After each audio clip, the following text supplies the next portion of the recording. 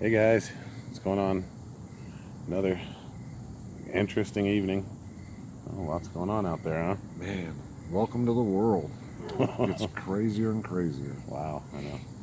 We were just talking about Chicago and the crazy stuff that happened there last weekend and up to just recently. Yeah, every day.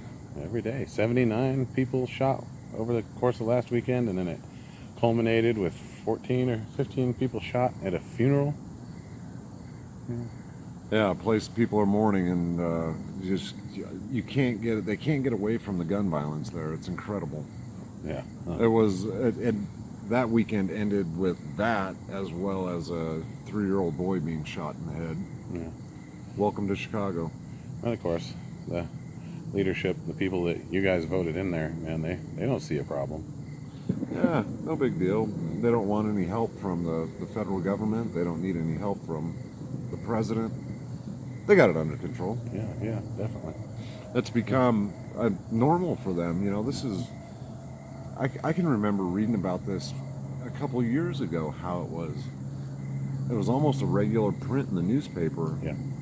As to how many people were shot and how many people were killed in Chicago this weekend. Yeah.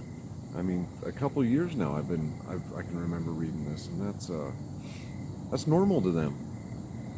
It's not normal everywhere else. No, it's So, it's I not. don't know. You guys need to vote somebody else in or something because it's getting crazy. Crazy. Yeah, it's pretty bad that you know anybody getting shot is bad, but when you've got young children that are in their family's car to drive through picking up dinner for the night, or they're in their own home.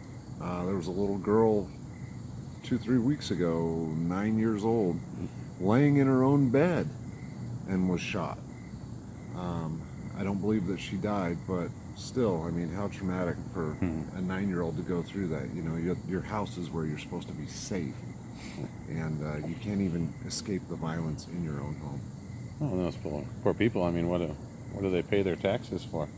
Right. For the police and the security and man, their leaders have failed Big time. miserably. They have a gun problem for sure, and obviously they have way too many bad guys with way too many guns. And Yep. I mean, I don't know. What do you do about it? What can you do? And I guess, as you suggested, it starts by the people that you're voting into office. Oh, yeah. Miss Lori Lightfoot, she sure doesn't seem to care. It doesn't really seem to affect her or bother her. I'm sure she lives in a nice part of town, although I did see there was some protests that got rather close to her home. But you can't hear the gunshots from my house, so Kind of thing. Yeah, that's how. that's sad. I'm sure she lives in a very nice community with security and protection, far away from all of that. Yeah. So that's unfortunate. That's one thing I wonder if she's mentioned. If she wants to defund the police, is she gonna cut the taxes to match? Right. Yeah. Taxes that pay for the police. Right. I mean, in this day and age, with everything that's going on, you look at Minneapolis, where George Floyd was killed, and everything that has gone on since, not just in Minneapolis, but Chicago, New York, LA. Do you really think that defunding the police is the right thing to do? I think in this day and age, and again, this is my opinion. This is our opinion with freedom of speech here.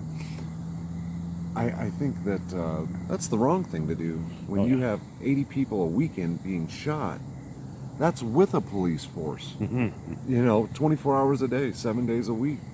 What happens when that police force is cut down to 2 guys on patrol with nightsticks? Because they're not paying for bullets anymore for the cops. It's going to get worse. Everything is going to get worse, and the numbers are going to increase, and not in a good way.